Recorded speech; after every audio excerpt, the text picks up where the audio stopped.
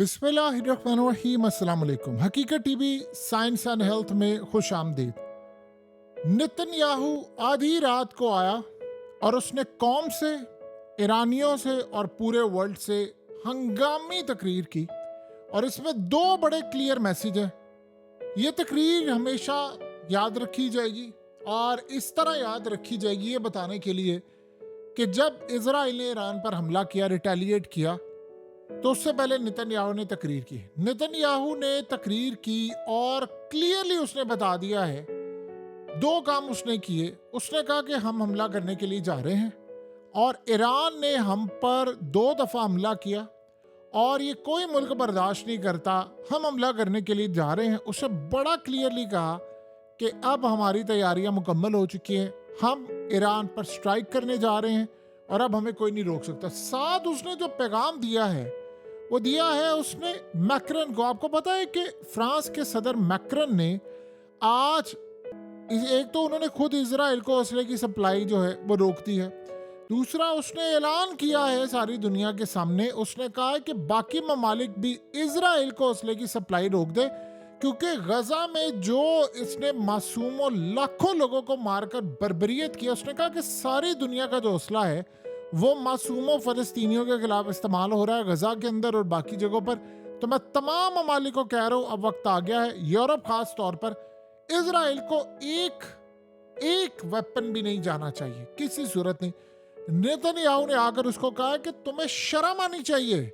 उसने कहा मैं 7 फ्रंट पर हम लड़े हैं, हम ईरान से लड़े हैं, फलाना हुआ, हमारे साथ ये हुआ, वो जो इनकी राम कहानियां होती है। कहता है मैं ईरान से भी लड़ा हूं और तुम कह रहे हो कैसे? कहता है तुम्हारे बगैर भी जंग लड़ेंगे, तुम्हारे बगैर भी हमला करेंगे, तुम्हारे बगैर सारा काम करेंगे। असल में ये उसने हंगामी मीटिंग के बाद ये सारा काम किया। आपको पता है कि सेंटकॉम का जो जर्नैल है यानी माइकल कुरेला, वो आया है चीफ, और उसने आकर बड़ा क्लियरली यानी जो आर्मी चीफ था उससे मुलाकात की इन सबसे, और बड़ा क्लियरली उसने पैगाम दिया है कि भाई हम आपके साथ हैं। और अब 2 सिनेरियो आ रहे हैं कि बरतानिया भी ईरान के खिलाफ स्ट्राइक में जाएगा और बरतानिया के साथ साथ यूएस भी स्ट्राइक में शामिल होगा। यानी पहले ये सूरत हाल थी कि अमेरिका ने कहा भी ठीक है, हम आपको इंटेलिजेंस मालूमात और फलाना जो कुछ भी होगा वो करेंगे। अब गालिबन वो स्ट्राइक में शामिल होने के लिए भी जा रहे हैं कि हम भी आपके साथ स्ट्राइक में शामिल होंगे। और जाहिर सी बात है, ईरान ने उसके बाद जो पैगाम देना था उन्होंने बड़ा क्लियरली दे दिया। देखिए, इन्होंने कहा कि आयतुल्ला अली खामनाई जो है उनको अंडरग्राउंड कर दिया गया है और सारी दुनिया ने देखा वो जुम्मे की नमाज पढ़ने के लिए आए और जिस तरह उन्होंने खुतबा दिया, जिस तरह उन्होंने तकरीर की और जो सारी सूरत हाल थी, सारी दुनिया के अंदर उन्होंने एक बड़ा क्लियर पैगाम दे दिया कि हम क्या करने वाले। अब उसके साथ उन्होंने एक और पैगाम दिया है कि इस वक्त तकरीबन 8 से 10 टारगेट ईरान ने लॉक करके रखे हुए हैं और ये डिपेंड करता है कि किस तरह का हमला होगा, क्या इजराइल करेगा। जैसे ये हमला करेंगे उसके फौरी बाद ईरान इन पर हमला कर देगा और ये 8 से 10 टारगेट होंगे। अगर ईरान ने इजराइल का इस दफा हमला रोक लिया, आप ये समझ लें कि ये 1979 का जो ईरान का इनकलाब था उससे बड़ी सूरत हाल होगी। उसकी वजह यह है कि ईरान आज तक इजराइल का हमला रोक नहीं पाया और इसराइल ने काफ़ी सालों से पीछे ईरान पर हमला भी नहीं किया। उनको एक खतरा था कि इनके पास अब कैपेसिटी ज़्यादा है, सूरत हाल ज़्यादा, और आपको पता है कि जिस तरह रूस से Su-35 कह रहे हैं कि हमें दे स्टेल्थ फाइटर। एक तो वो चाह रहे हैं कि डॉग फाइट हो जाए क्योंकि F-35 के बगैर उन्होंने काम नहीं करना है। जेरिको मिसाइल इन्होंने मारने हैं और जेरिको मिसाइल आपको पता है कि इजराइल का बड़ा लॉन्ग रेंज मिसाइल है, वो उन्होंने मारने हैं। उन्होंने तकरीबन 10 से 12 के करीब टारगेट जो हैं इस्फहान, शिराज, यानी डिफरेंट जगहों पर, कुम से लेकर तेहरान, ये काफ़ी जगहों पर उन्हें स्ट्राइक करना है। इस सूरत हाल में अगर इनके पास Su-35 आ जाता है तो हमला काफ़ी हद तक रोक पाएंगे। लेकिन अमेरिका की खैर नहीं होगी, फिर बरतानिया और अमेरिका की खैर नहीं होगी और फिर ये जो मिसाइलों का रुख है ये बरतानिया के साथ जंग छिड़ जाएगी। देखिए, इसराइल चाहता ही यही था, वो चाह रहा था मैं अकेले में इस जंग में कूदे नहीं। इसराइल की इतनी औकात है ही नहीं है कि वो जंग कर सके, वो अकेला कभी जा ही नहीं सकता इस जंग के अंदर। यानी आप ये सोच रहे हैं कि आज अमेरिका पीछे हट जाए, ये बात शायद ईरान को थोड़ी लेट समझ आई होगी और दुनिया को भी लेट समझ आई होगी। जब ये हमला हुआ था, ये जंग छिड़ी थी, ये हमास और इन सब की जो लड़ाई हुई थी, उसमें एक बड़ी क्लियरली बात चाइना और रूस ने की थी और चाइना और रूस ने बिल्कुल ठीक बात की थी। उन्होंने कहा था फसाद की जड़ को ईरान नहीं पकड़ा, उसने कहा अगर पकड़ना है तो अमेरिका को पकड़े, अमेरिका के हाथ तोड़े, उसकी गर्दन दबाए, उसकी शारक को पकड़े, क्योंकि अगर आपने इनको रोक लिया तो फिर इसराइल तो कुछ भी नहीं है। ये बात असल में बात बिल्कुल उन्होंने ठीक कही थी। आज इसराइल की औकात ये है कि आप देख लें सारी दुनिया इनके साथ शामिल है। मसला ये है कि ईरान इतना ताकतवर नहीं है, उसके खिलाफ इस्लामिक कंट्रीज का एक महाज था जो अब सेटल डाउन हो चुका हुआ है, तो वो वहाँ पर भी चीज़ों को देख रहा था। फिर इस सारी सूरत हाल में जो लड़ाइयाँ थी वो एंड टाइम के ऊपर जो रूस ने और चाइना ने बड़ा अच्छा किरदार अदा करके यमन की भी ख़त्म करवा दी, तो सारे का सारा एक लड़ाई का माहौल ख़त्म हो गया। लेकिन उसमें देर हो चुकी हुई है, काफ़ी साल बर्बाद हो गए हैं, यानी 30-40 साल एक अच्छे खासे बर्बाद हो गए हैं। अब 30-40 साल में अगर सारे ममालिक इस्लामिक कंट्रीज आपस में ना लड़ते और तरक्की कर लेते तो आज देखिए हम कहाँ से कहाँ होते। अब मसला ये है कि इजराइल पूरी तरह टेक्नोलॉजी उन्होंने अमेरिका से ली, अब ये सारा काम किया। अब नेतन्याहू ने मीटिंग के बाद फाइनल कर लिया कि हम स्ट्राइक करने जा रहे हैं। अगर अमेरिका ने और बरतानिया ने इस हमले में शिरकत की तो फिर ये आप ज़हन में रखिएगा कि बरतानिया के ऊपर बहुत सारे स्ट्राइक होंगे, और अब ये सूरत हाल देखने वाली होगी कि उसमें फिर रूस कैसे पार्टिसिपेट करता है।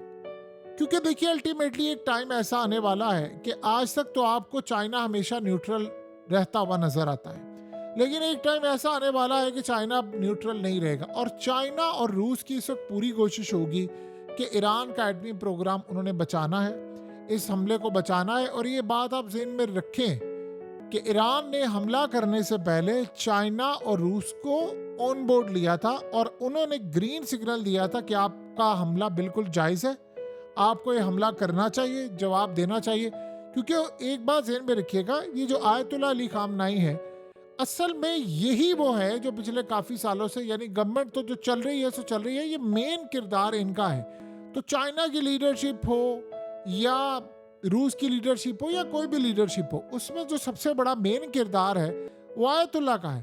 तो आयतुल्ला के साथ ताल्लुकात है, सदर तो आते जाते रहते हैं, ऐसा नहीं है कि सदर की अहमियत नहीं है, लेकिन मेन आपने देखा है कि जब से हमला हुआ है ईरान का तो सारी दुनिया को पता है कि आयतुल्ला का ऑर्डर था और ईरान के प्रेसिडेंट तो उसको बिल्कुल अपोज कर रहे थे, कई जर्नैल कर रहे थे। तो सारी सूरत हाल में लड़ाई तो इस वक्त सामने है और मामला काफ़ी हद तक इस वक्त ख़राब है, ईरान के लिए भी और इजराइल के लिए भी। ईरान ने असल में प्लान ये किया है कि हमने रिटेलिएट करना है, और वो भी असल में उन्होंने चाइना रूस से डिस्कस किया हुआ है कि अगर हमला कितना होता हम उसके बाद रिटेलिएशन करें। देखिए अगर लोग ये समझ रहे हैं कि उसके बाद ये, यानी इसमें एक ऐसी भी सूरत हाल है कि खाली मिसाइलों से हमला होगा, नहीं ऐसा नहीं, साइबर हमला भी ये करेंगे, इनका डिफेंस सिस्टम भी रोकने की कोशिश करेंगे, और ये भी पॉसिबिलिटी है कि ये ईएमपी हमला भी कर दें, मोबाइल फ़ोन की सिग्नल्स बंद कर दें। इजराइल से आप कुछ भी उम्मीद कर सकते हैं। अगर अमेरिका और बरतानिया इस जंग में कूदे तो फिर एक टाइम ऐसा आ जाएगा कि रूस तो डेफिनेटली बात है, फिर उसको आना पड़ेगा और बहुत सारी ताकतें आना पड़ेंगी, लेकिन फिर चाइना को अल्टीमेटली इस जंग में कूदना पड़ेगा, चाहे लेटर ऑन, क्योंकि चाइना अभी तक बिल्कुल न्यूट्रल रहने की कोशिश कर रहा है। लेकिन हालात का तकाजा ये है कि फिर उसके बाद वो ड्रैग करके इस सारी सूरत हाल में सामने आ जाएंगे, और चाइना को पता है कि इसके बाद यानी हमारा नंबर है, यानी अमेरिका हर जगह पर फसाद मचा रहा है। अमेरिका को रोकने का सबसे बेहतर तरीका ये होता है कि आप मिडिल ईस्ट से उसकी छुट्टी कराएं। देखिए इराक से अमेरिका को फारिग कराया जा रहा है, शाम के अंदर उसने आप देखिए खुद ही आकर बैठ गया, किसी के बाप से उसने इजाज़त नहीं ली, ना वो लोग इजाज़त लेते हैं। सो अब ये हमले में अगर अमेरिका आता है तो मिलिट्री बेसिस फिर अमेरिका की रीजन के अंदर वो सारी की सारी टारगेट होंगी। ये फिर वो सूरत हाल ख़त्म हो जाएगी कि कुछ कंट्रीज़ कह रही हैं भाई हम इसमें शामिल नहीं है, हमारे मुल्क में अड्डे, तो जाहिर सी बात अब ये तो नहीं हो सकता कि ईरान वहाँ से जाए और जाकर अमेरिका के ऊपर हमला करता फिरे, वो इतनी दूर बैठा हुआ है। वो अलग बात है कि रूस इस सारी जंग में कर सकता है काम, लेकिन फिर बहुत सारे मामला जो हैं वो ईरान को करने पड़ेंगे।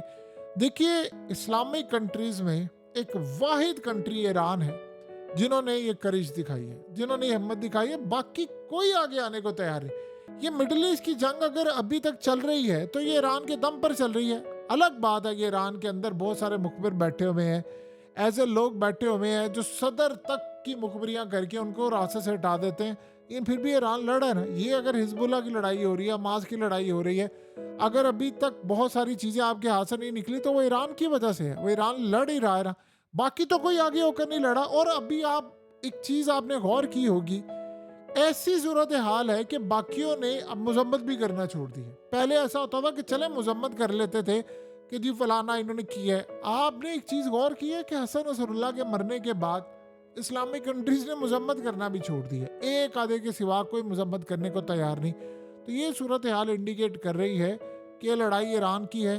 अब इस लड़ाई में अगर चाइना और रूस इसका पूरा साथ देते हैं, क्योंकि नेतन्याहू ने तो तकरीर में कह दिया है कि भाई हम ये करने जा रहे हैं, तो ये आप इसको आखिरी तकरीर और आखिरी वार्निंग समझिए। दोनों मिलकर स्ट्राइक करें या अलग करें, जो भी सूरत हाल होगी, ईरान ने रिटेलिएट करना है। और इस दफ़ा फिर वो जब रिटेलिएट करेंगे तो इसराइल का बहुत नुकसान होगा। डिपेंड करता है कि न्यूक्लियर फैसिलिटीज उड़ाएं तो उसका एटमी प्रोग्राम भी गया। हकीकत टीवी साइंस एंड हेल्थ की इस वीडियो के नीचे कमेंट ज़रूर कीजिए, अपनी राय का इजहार ज़रूर करें और इस वीडियो को हर जगह शेयर करते हुए चैनल को सब्सक्राइब ज़रूर करें।